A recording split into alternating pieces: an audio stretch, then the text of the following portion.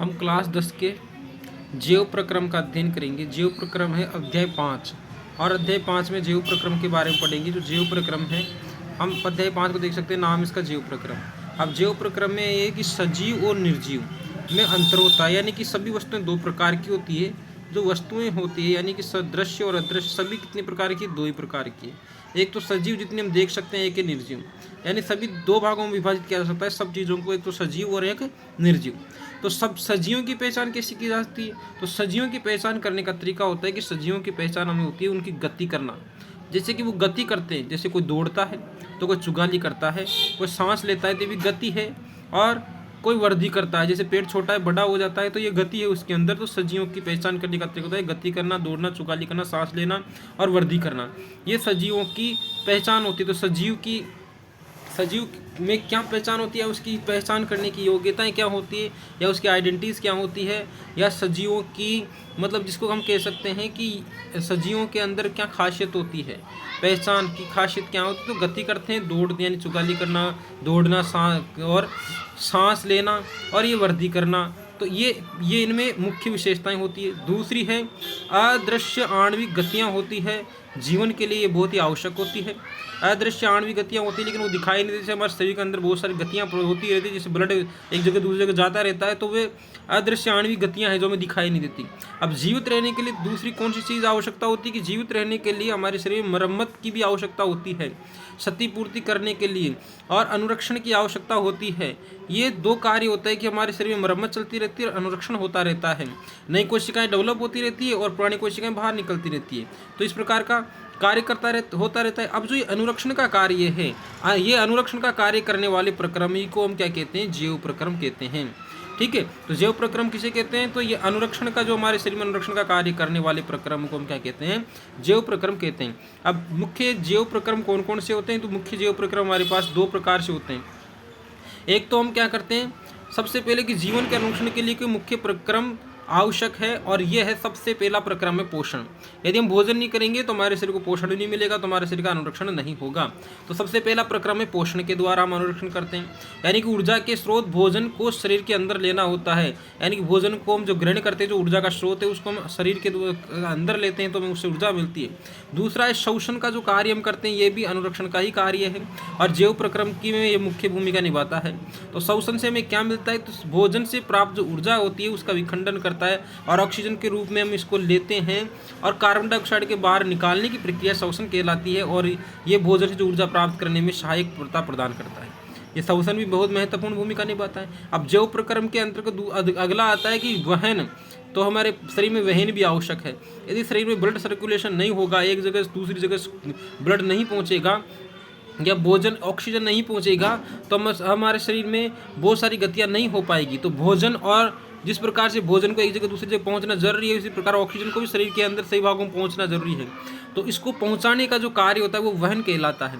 तो सबसे पहली चीज़ हमने पढ़ी है यहाँ पर कि हमारे पास में पोषण होना चाहिए, और दूसरा हमारे पास होना चाहिए शोषण हमारे शरीर के अंदर होता है, और एक होता है वहन, और चौथा प्रकार का होता है उत्सर्जन। जो अब जो इन तीनों चीज़ों से जो अपशिष्ट पदार्थ बन जाते हैं, उन पदार्थों को शरीर से बाहर निकाला जाता है। इन सभी शरीर से बाहर निकालने वाले प्रक्रम को हम उत्सर्जन कहते हैं।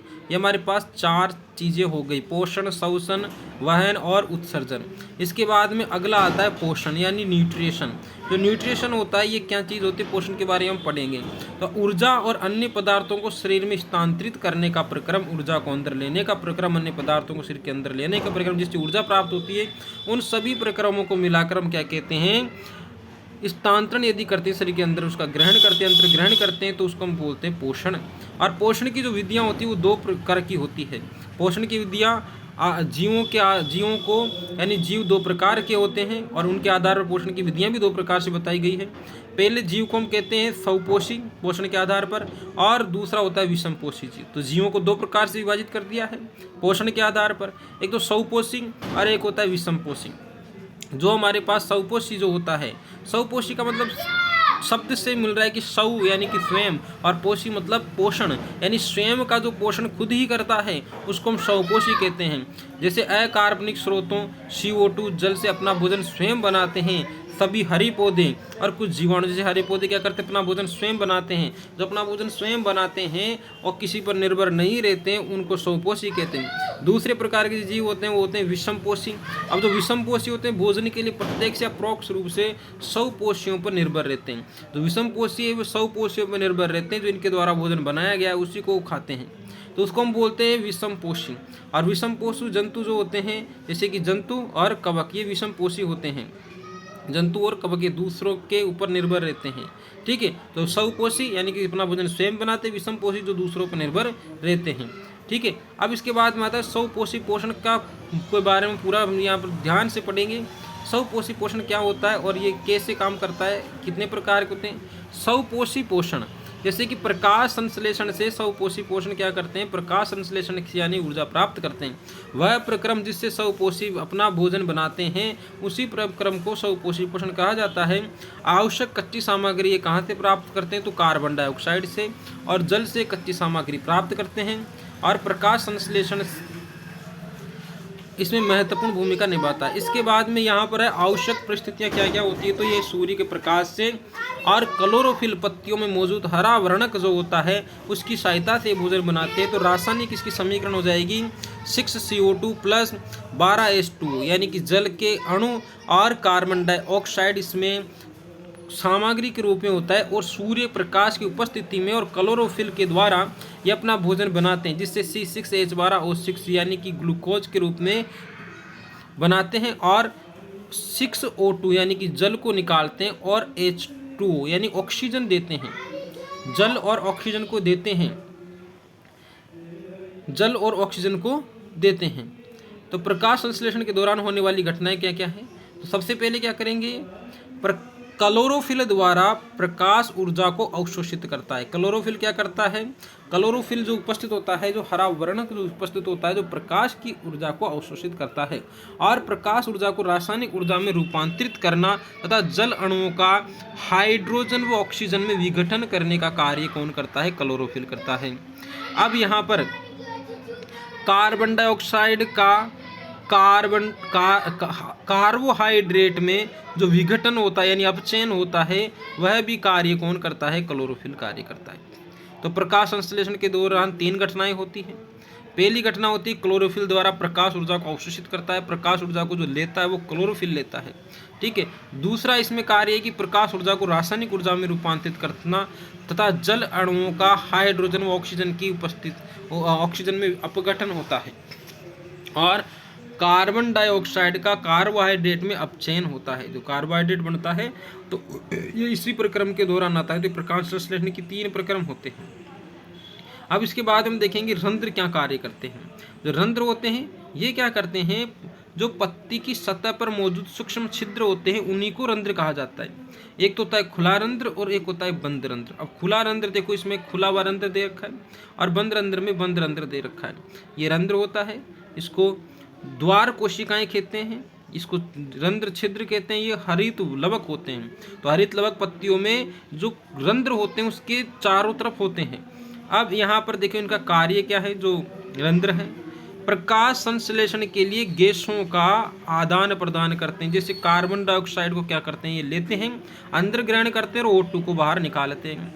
वाष्पोत्सर्जन यानी जल की हानि भी इन्हीं छिद्रों से होती है। वाष्पोत्सर्जन जो ज़्यादा जल इकट्ठा हो जाता है उनको बाहर निकालने का कार्य भी यही करते हैं।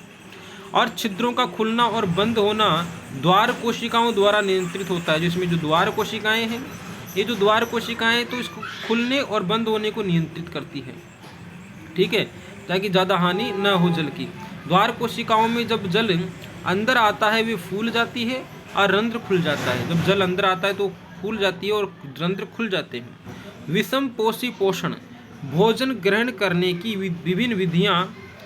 अब देखो यहाँ पर विषम पोषी पोषण, स्वपोषी पोषण के बारे में समझ लिया कि प्रकाश संश्लेषण की क्रिया कैसे होती है, भोजन पेड़ पौधे अपना भोजन कैसे बनाते हैं, उसको कार्बोहाइड्रेट में किस प्रकार से परिवर्तित करते हैं, ये कार्बोहाइड्रेट। और ऑक्सीजन का निर्माण कैसे होता है, यानी कि ऑक्सीजन कैसे देते हैं हमें, और जल का निर्माण कैसे होता है। रंध्रों के द्वारा ये क्या करते हैं, इन चीज़ों को लेते हैं। यानी कि प्रकाश संश्लेषण की क्रिया भी रंध्रों के द्वारा होती है। गैसों का आदान प्रदान जो होता है वो रंध्रों के द्वारा होता है, ठीक है। अब इसके बाद में हम देखेंगे विषम पोषी पोषण। विषम पोषी पोषण क्या चीज़ होती है? विषम पोषी पोषण का मतलब होता है भोजन ग्रहण करने की एक विधि है जिसमें क्या करते हैं, जीव खुद भोजन न बनाकर दूसरों पर निर्भर रहते हैं। ये भी कई प्रकार के होते हैं। तो सबसे पहला प्रकार इसमें है मृतजीवी। मृतजीवी क्या करते हैं कि जीव भोजन को शरीर के बाहर विघटित करते हैं और फिर अवशोषित करते हैं। उदाहरण के लिए फफूंदी और ईस्ट और मशरूम। फिर इसके बाद में आता है प्राणी समभोजी। संपूर्ण भोज्य पदार्थ का अंतर्ग्रहण करते हैं और पाचन शरीर के अंदर होता है, जैसे अमीबा और मानव। ये क्या करते हैं, पहले भोजन को अंदर लेते हैं, यानी भोजन का अंतर्ग्रहण करते हैं और शरीर के अंदर इनका पाचन होता है। जबकि ऊपर वाले जो होते हैं, जो परजीवी, क्या करते हैं कि शरीर के बाहर ही क्या करते हैं, विघटित करते हैं। शरीर के बाहर विघटित करते हैं भोजन को और फिर उसका अवशोषण कर लेते हैं, जैसे फफूंद और मशरूम।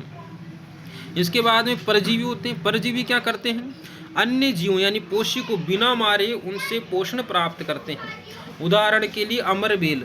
अमरबेल क्या करती है, जिस पेड़ पे रहती है उसी से भोजन प्राप्त करती है, जबकि उसको हानि नहीं पहुंचाती। जू और फिताकर्मी बिना मारे हुए उससे भोजन प्राप्त करते रहते हैं। फिताकर्मी क्या होता है, फिताकर्मी एक प्रकार का जीव होता है जो मानव के शरीर के अंदर रहकर उससे पोषण प्राप्त करता रहता है। इसके बाद में हम अन्य जीव देखेंगे।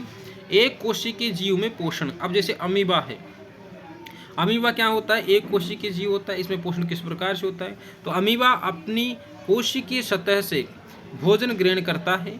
ये अंगुली जैसी अस्थायी प्रबद्ध पादाभ की मदद से भोजन को घेरता है। ये पादाभ से क्या करता है, भोजन को अंदर ग्रहण करता है। देखो ये खाद्य कण है। अब ये इसके पादाभ है, ये पादाभ के अंदर इसको लेगा और फिर इसका अंतर्ग्रहण करेगा। अंतर्ग्रहण करने के बाद में इसका पूर्ण पाचन करेगा, ठीक है। और पूर्ण पाचन का अपशिष्ट का फिर इसका निष्कासन करता है।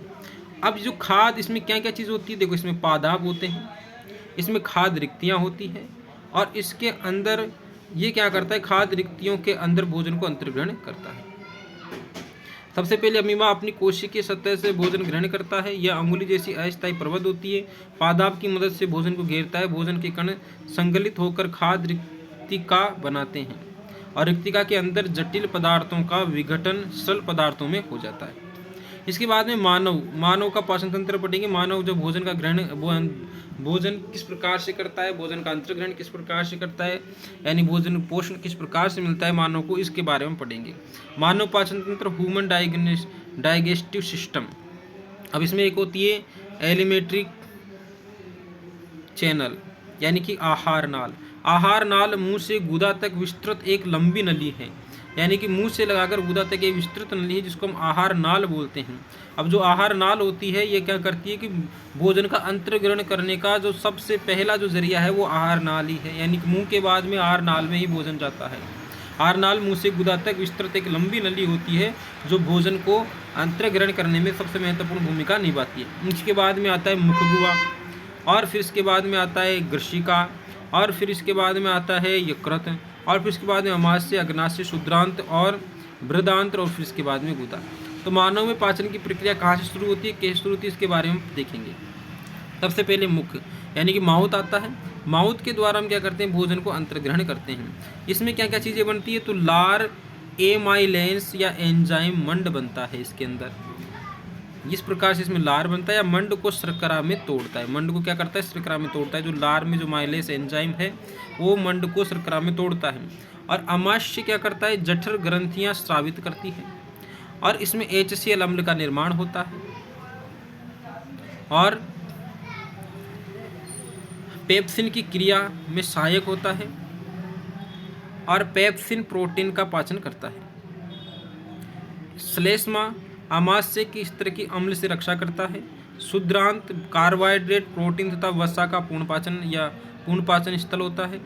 इसके बाद में यकृत से पित्तरस, वसा का इमल्शीकरण, बड़ी गोलिकाओं की छोटी से तोड़ना और अग्नाशय से रस, ट्रिप्सिन, प्रोटीन और लाइपेज, वसा एंजाइम और अंतिम उत्पाद प्रोटीन, अमीनो अम्ल और कार्बोहाइड्रेट और ग्लूकोज बनता है, जो वसा अथवा वसा अम्ल बनता है।